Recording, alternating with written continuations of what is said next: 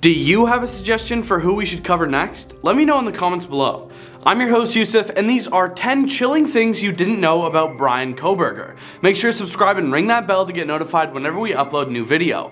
Anyways, I got one Kohberger for table 5. Service! Number 10, the survivor. A roommate who survived the quadruple slaughters at the University of Idaho told police she saw a man in black clothes and a mask walking past her in her house on the night of the endings, and she stood frozen and in shock, according to newly released court documents. The roommate said she didn't recognize the man, who walked toward the backsliding glass door at her off-campus home in Moscow, Idaho.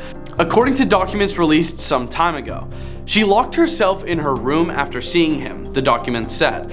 Other chilling details revealed in the court documents include that the suspect's phone number was near the victim's house at least 12 times before the slaughters, at least as far back as August. But his phone was off when the slaughters unfolded.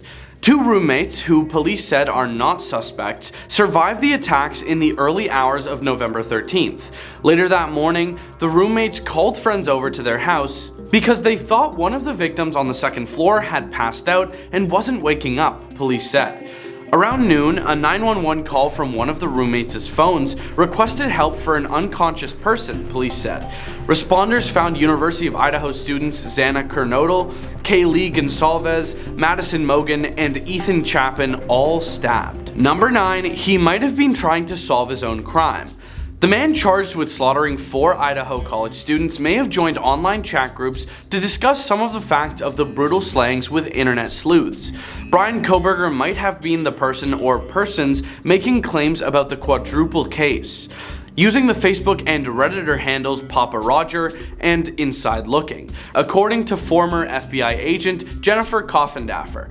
Coffindaffer, who was tracking both accounts, says many of the allegations made by individual or individuals turned out to be factually accurate, causing her to think it could have been Bryan. In 2 of the postings, the person or persons offered a correct timeline for the slaughters and mentioned the knife sheath left at the scene of the crime before police publicly released those details. Here's what one of the messages said, this time coming from the Inside Looking account.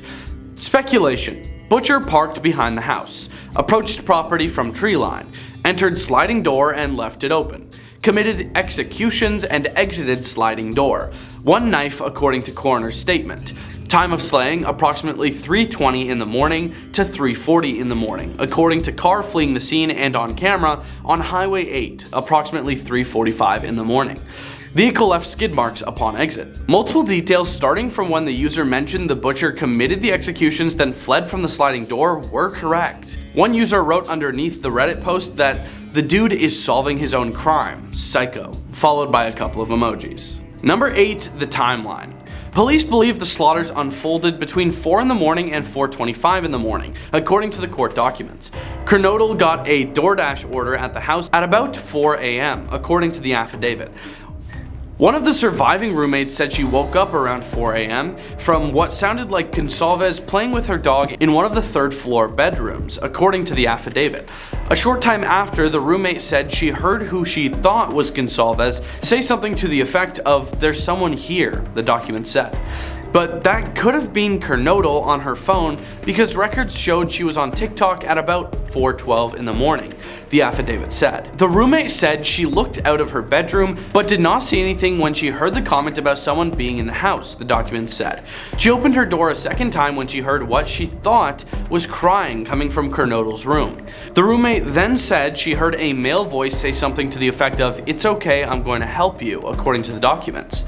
The roommate said she opened the door again when she heard the crying, and that's when she saw the figure in the mask, the document said.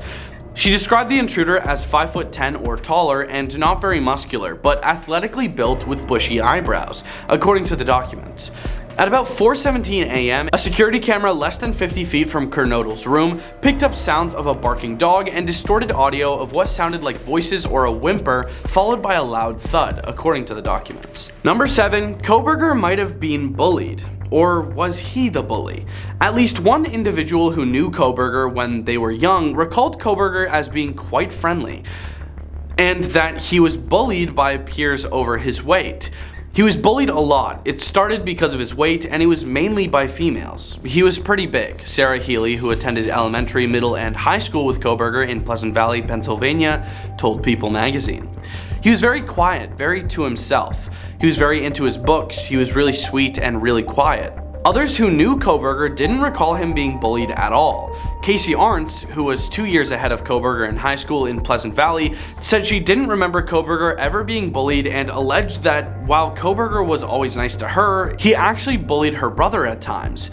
I know that he had anger issues and he would have outbursts and stuff.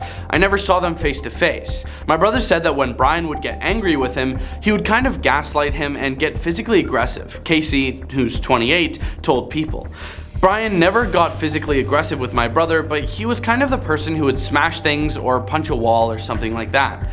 Makes sense why you probably don't know this, as being bullied might have been a motive for his crime, so he hid it. Number 6, the car.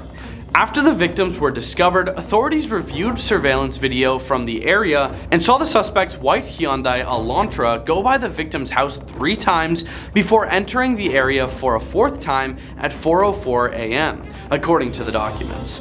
Police said they traced the car's travel that night back to near Pullman, Washington, where the suspect lived while attending Washington State University.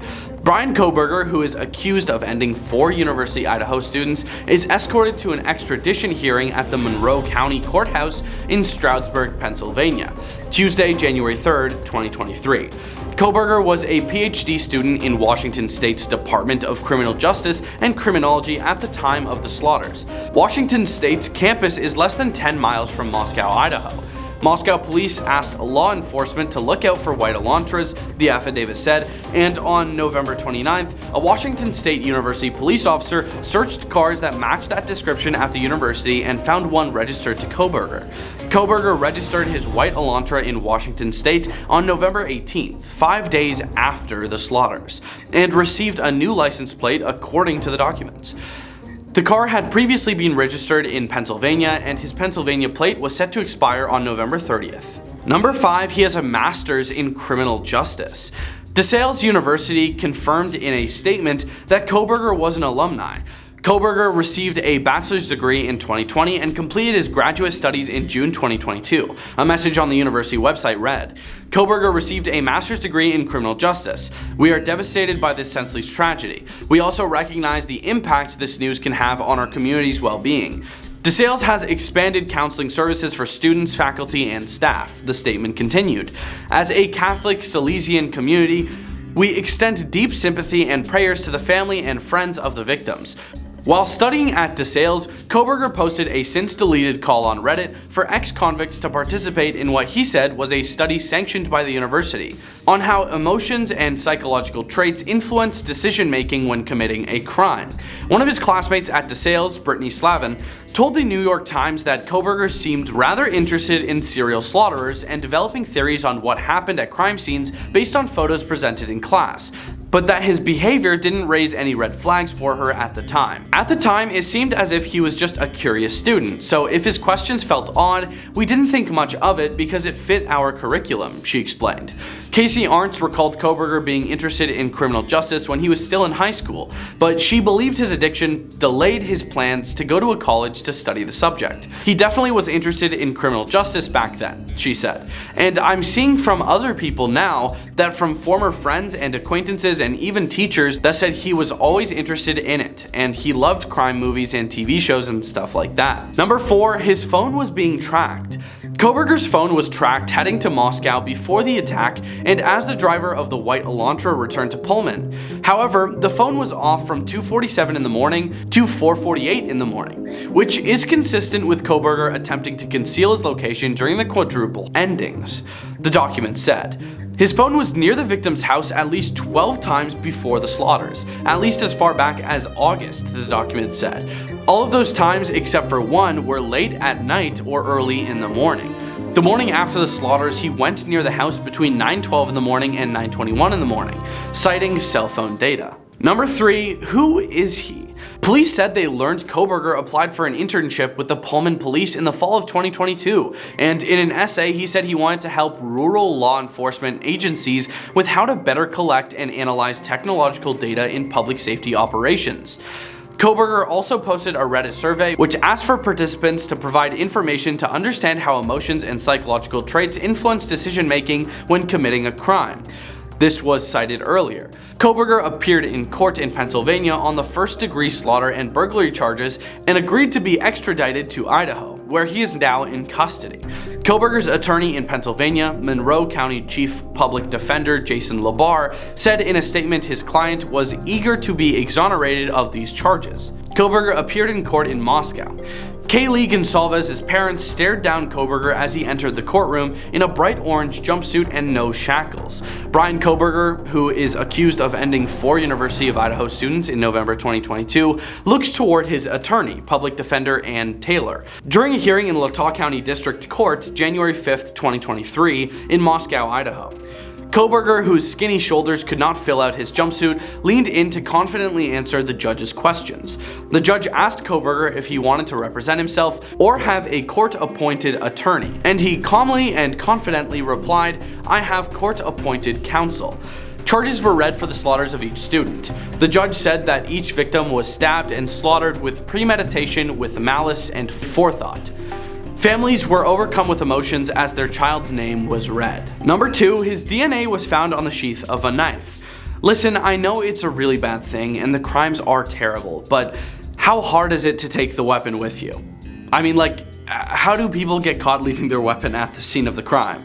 If you know, let me know in the comments below, because last time I asked this, you guys actually didn't really say much. According to the affidavit, which was reviewed by People, a sheath of the knife used in the slaughters was left at the scene of the crime in the bed where Mogen and Gonsalves were found. The affidavit states that this is where detectives found DNA linking Kohberger, which they then matched to trash taken from Kohberger's parents' home in Pennsylvania. The affidavit also alleged that around 4:20 a.m. on the night of the ending, a white sedan referred to as Suspect Vehicle 1 in the affidavit was seen leaving the area of the home at a fast rate of speed. The document also stated that the vehicle and phone associated with Kohberger returned to the scene of the crime between 9:12 in the morning and 9:21 in the morning. Additionally, the affidavit alleged that while investigating previous cell phone pings, authorities learned that the cell phone associated with Kohberger pinged in the area of the 1122 King Road home where the endings took place on at least 12 occasions prior to November 13, 2022. All of these occasions, except for one, occurred in the late evening and early morning hours of their respective days, the affidavit read. Which I said earlier, but I wanted to reinstate it just so you guys get the picture. Number 1, his personality changed. Joey Famularo had Kohberger as a teaching assistant in one of her classes at Washington State, and previously spoke about her experiences with him on TikTok. She recalled that Kohberger was a tough grader early in the semester, but that his behavior changed after November 12, 2022, when the executions occurred. She noted that there were no real red flags about him and that her class of 150 students didn't see him very often, but explained after November 12th, his behavior changed significantly. Famularo noted that in October, Kohberger had failed all of his students on a test and left several comments on their work. Then, starting November and December, he started just handing out 100 and leaving very minimal comments, she said. So that was, I think, probably the biggest behavior change. It seems he had his mind busy with other things. Thanks for watching. Leave a like and comment if you enjoyed this one, and we'll see you next time on Crime Time.